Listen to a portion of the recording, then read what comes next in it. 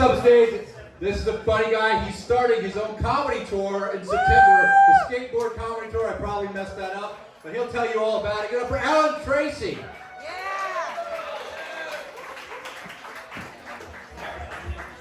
Once again, Sean Steele. Yeah. Whew. My birthday's Saturday. 50. Woo. 50.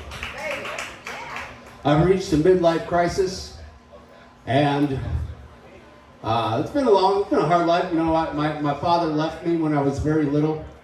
I was just a zygote. Thank you.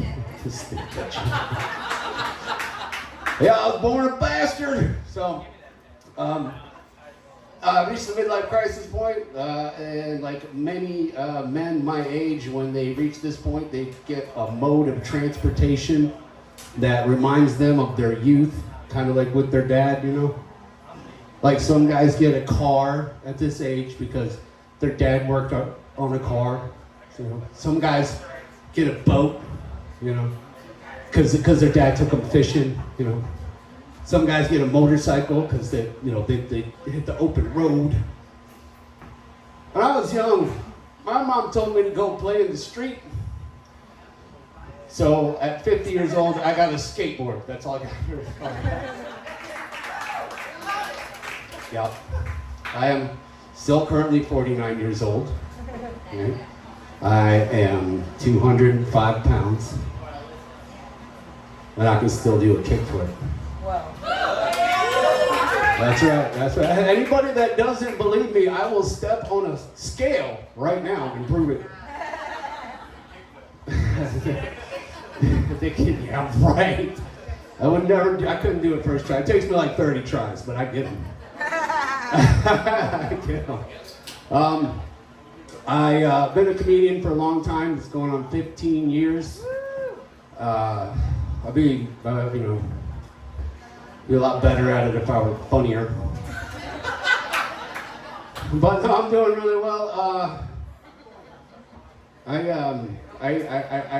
When it comes to the point of like doing this for so long, and again, I've got my tour started. I'm very excited because I did reach that milestone that entertainers reach. You know which one I'm talking about? They all talk about it in their stories. They're like, I got to this point and my career took off, right? And I still get excited because I'm finally living in my car. It's fine. I was like, man, I just got to go on tour. This is the only way I can do that. Still trying to come up with ways of making money. One of the ways that I've come up with is, again, I realize you can custom print anything. It's awesome. You can just get stuff printed and be like, I'm a rock star. But then I was like, you know what would be a really good thing to have custom printed? Condoms, right? Like if you got you roll it down and there's like scales and an eyeball. He's the one-eyed monster. You know what I mean? Give him a tuxedo for like wedding or prom, you know, like dress for the occasion. Or ladies, a ruler.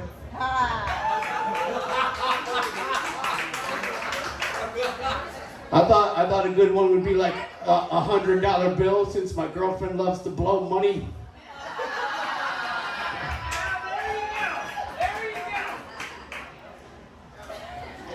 Thanks.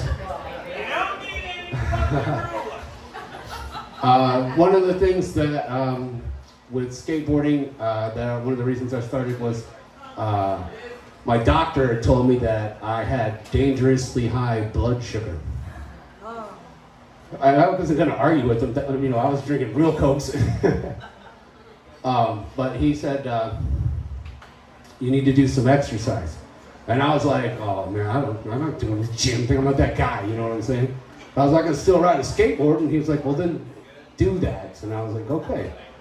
So after a couple of months of skateboarding again, which was weird at like 46 when I started again. But after a couple of months, I went back to the doctor and I had lowered my A1C, right, by 2 points. In skateboarding, we have a phrase, everybody that knows the video game and more, and from every jock in high school that yelled it at me as they drove by. skate or die, right? Skate or die. That's the motto, the mantra. But after lowering my blood sugar, for me it wasn't just skate or die, it was skate or diabetes. That's what it was. Thanks. Wow, this is a lot of fun. I did comedy here like 15 years ago when I started doing this stuff. Man, it's crazy. Full circle. Right? And throughout that time, I mean, a lot of funny stories, things like that. But one of the things that I have is I have an uncle who's a chef. He's a world-class steak chef. He's also the kind of guy that likes to hunt. So he invited me over to a barbecue one time, and he was like, check this out, nephew. He opened up the freezer. Everything was labeled like it was the supporting cast of a Disney movie. He picks out this steak and throws it on the grill. He's like, here you go, nephew, I want you to try this. And I go, what is it? And he goes, it's dockery. And I go, what's dockery? He goes, well, you know how venison is deer meat? And I go, yeah. And he goes, well, dockery is bear meat. And I was like, all right, cool. And he goes, no, listen, it's better than beef. And I was like, bear meat were better than beef. Wouldn't there be bear farms on the sides of highways? Like, look, kids, bears, roar. Dumb high school kids would have to go bear tipping on the weekends. And if you don't know where to get the magic mushrooms from, your buddies would usually go out and they tell you a story about how they picked them out of the cow patties in the middle of the night. The farmer chased them off with some salt pellet, right? But if you had to get your psilocybin mushrooms out of bear shit, it'd be a whole different story. You're like, man, we went shrooming last night. We got 10 bags of Mexican cubensis, but we lost Steve. Thanks again. That's my time. My name's Alan Tracy. Follow me on the social media. You guys can see me after the show. I got stickers for everybody. You can follow the tour. We got another comic here that's on the tour, so thank you guys. Give it up for Sean Steele, Lynch's Irish Pub, and the Jacksonville comedy scene. Killing it. Well,